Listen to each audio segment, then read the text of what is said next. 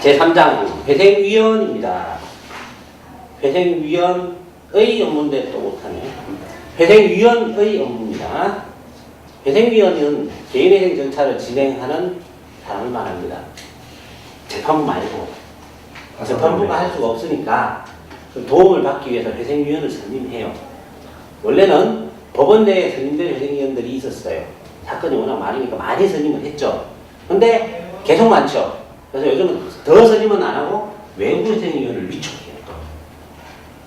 똑같이 회생위원이긴 한데 외부 회생위원이라고 해서 외부의 변호사, 법무사 이런 분들이 그냥 자기 업을 하면서 외부 회생위원으로 신청하면 법원이 정하면 하나씩 사건을 맡게. 어떻게 맡기냐? 서울중앙법원하고 인천법원이 하고 있는 걸로 제가 기억하는데 알고 있는데 1억 원 이상의 채무를 가진 자들을 외부 회생위원한테 맡깁니다.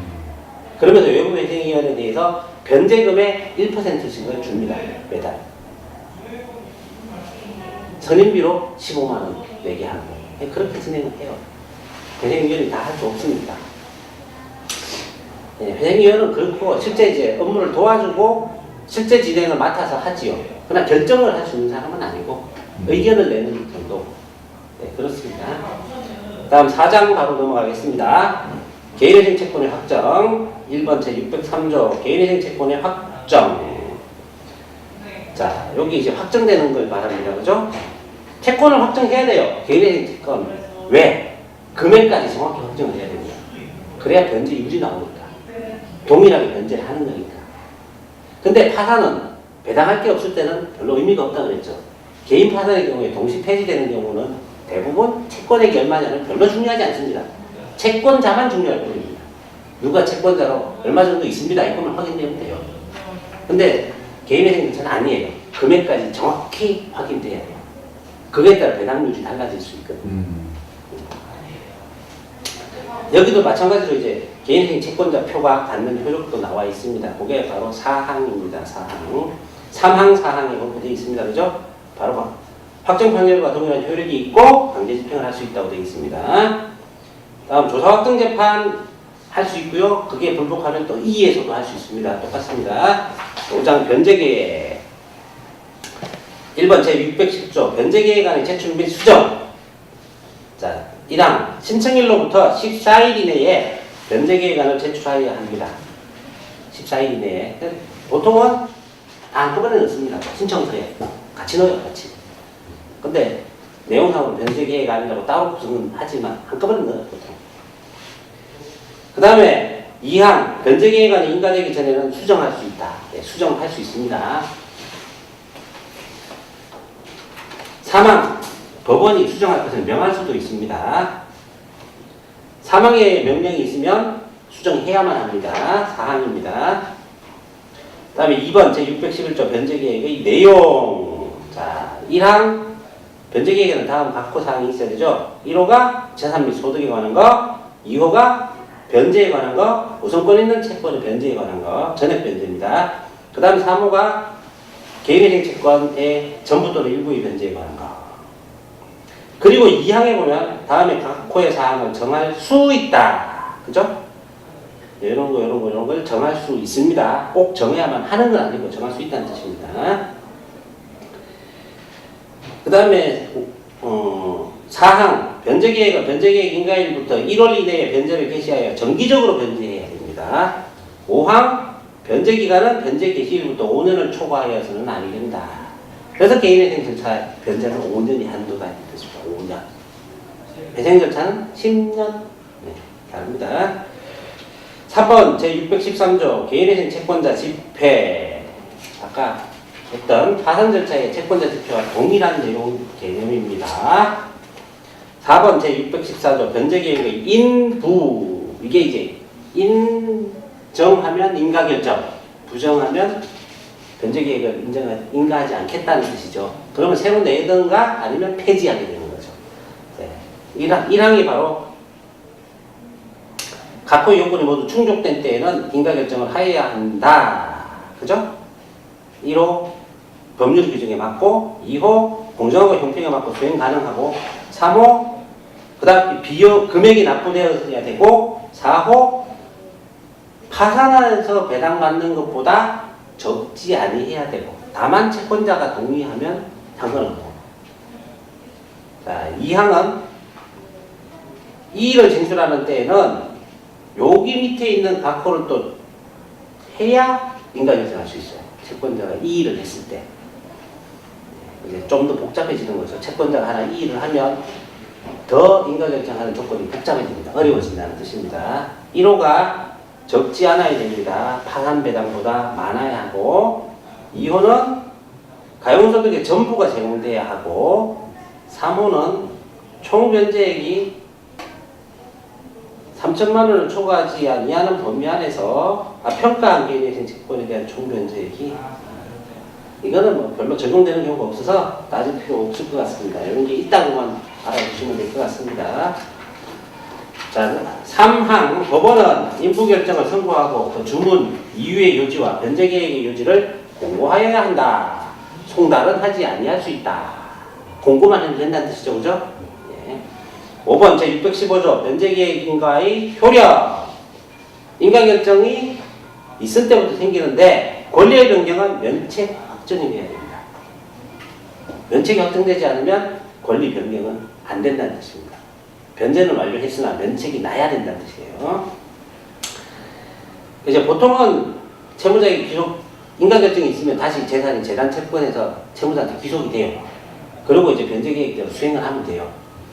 다만 변제계획이나 변제계획 인가결정에서 다르게 정하면 귀속이 안 되는 경우도 있습니다. 정하면 다릅니다. 대부분 또 사망에 보면 관리집행 가압류 가처분이 효력을 잃는다 되어 있죠, 그죠? 그러나 변제계획이나 인가결정에서 다르게 정해놓으면 또 아닐 수도 있습니다. 6번 제616조 전부명령에 대한 특칙. 자, 이게 이제 왜 생겼느냐부터 따져보는데, 급료, 연금, 봉급, 상여금 같은 급여 채권에 대해서는 적용됩니다. 급여 채권을 전부명령을 받아놓으면 그 급여에 전부되는 범위, 즉 보통 2분의 1 초과분이죠. 그 부분만큼은 자동으로 이미 채권 압류를 한 채권자한테 이전이 돼 있어요. 이전이 돼 있습니다. 그런데 이걸 계속 하면 개인회생 절차를 진행할 수가 없어요. 그렇겠죠. 그래서 이 부분에 대해서는 변제계획안 인가결정 1 이후에 대한 근로의 제공으로 발생하는 것은 전부명령의 효력을 없애버립니다. 개인회생 절차를 진행하기 위해서입니다. 네. 그래서 변제계획 인가결정이 나면 전부 채권자가 변제받지 못하게 되는 채권은 개인회생 채권이 된다는 뜻이죠. 나머지는. 받은 것까지는 그냥 받은 거고 나머지 대해서만 개인회생 채권으로 봅니다. 7번 제617조 변제의 수행. 네. 회생위원한테 임치해야 됩니다. 계좌에 넣어라. 그게 임치의 뜻입니다. 회생위원 계좌가 만들어지죠? 거기다가 변제하는 매달 그 금액을 넣으면 됩니다. 적게 넣으면 문제됩니다. 1원이라도 많이 넣는 게 좋습니다. 10원 단위로 끊어서 좀 넘치게 넣어놓든지 한 1,000원 더 넣어놓든지 이러면 몇 원 단위가 오차가 생길 수 있어요. 빠지는 게. 실제로 내가 14만 원에 변제하는 방법을 매달 내는 거를 잡았지만 실제 1원 단위 계산을 하다 보면 14만 몇 원이 나올 때가 있어요. 그럼 이 몇 원이 충족이 안 되면 임치된 금액이 부족한 게 돼요. 이런 문제가 발생할 것 같으니까 첫 달에 넣을 때 한 1,000원 더 넣으면 돼요. 그러면 이 1,000원으로 한 60개를 거의 까딱없이 버팁니다. 몇 원 단위게. 8번 제619조 인가후의 변제계획 변경. 자, 변제계획에 따른 변제가 완료되기 전에 인가된 변제계획의 변경안을 제출할 수 있습니다. 법률에 나옵니다. 그러나 실제로 법원은 거의 안 해줍니다. 그냥 원래 인가된 대로 수행하세요. 자, 그러면 변제계획안 인가결정을 받았어요. 내가 수행을 하다가 내 책임이 없이 회사가 부도났어. 다른 회사로 이직할 수밖에 없었어. 이직을 했어. 근데 급여액이 줄었어. 도저히 그만큼을 못 내겠어. 무슨 방법이 있을까요? 조정을 해. 이제 변제계획안 변경안을 제출해서 하는 게 원칙인데 안 해준단 말이에요. 법원이. 그럼 무슨 방법이 있을까요? 수행할 수 없다. 근데 기존에 이미 변제한 금액이 파산 때 배당해서 변제했을 금액보다 커야 되고 크면 특별면책 신청이라는 걸 할 수 있어요. 특별면책 신청을 할 수 있습니다. 이미 나는 그만큼 더 했는데 지금 상태에서는 변제계약을 수행할 수가 없습니다. 그러면 폐지시키고 특별면책을 합니다. 이런 식으로 진행하는 절차가 있어요. 계획에서 두 번 할 수 있다는 거예요? 아니죠. 두 번 하는 게 아니라 네. 이미 변제한 걸 했고 수행을 계속 할 수 없으니까 폐지는 돼요. 네. 근데 면책을 해주는 거예요. 나머지 대해서 그냥. 청구자 입장에서 좋은 거 아닌가요? 그렇죠. 근데 이 특별면책이 되려면 특별한 그런 사정이 다 소명이 돼야 돼요. 그게 아니면 수행을 해야 되는 겁니다. 수행을 못하는 사정이 내 책임이 없다는 게 입증이 돼야 됩니다. 그게 입증되지 않으면 폐지만 되어버리죠. 자, 제6장 폐지 및 면책입니다. 제620조 변제계획 인가 전 개인회생 절차의 폐지. 인가할 수 없을 때는 폐지합니다. 그 다음 제2번 제621조 변제계획 인가 후 개인회생 절차의 폐지. 자, 면책 불허가 결정이 확정될 때, 이행할 수 없음이 명백할 때, 채무자가 부정한 방법으로 변제계획을 수행하지 아니한 때 폐지합니다. 폐지. 3번 제623조 즉시 항고할 수 있습니다. 4조 제624조 면책결정. 1항 변제가 완료된 때에는 신청이나 직권으로 면책결정을 합니다. 자, 2항 변제를 완료하지 못한 경우에도 다음 각 호의 요건이 모두 충족되는 때에는 면책결정을 할 수 있습니다. 이게 바로 특별면책입니다. 1호 책임질 수 없는 사유로 변제를 완료하지 못할 때, 그러면서도 파산 절차 배당보다 적지 않게 이미 주어졌어야 합니다.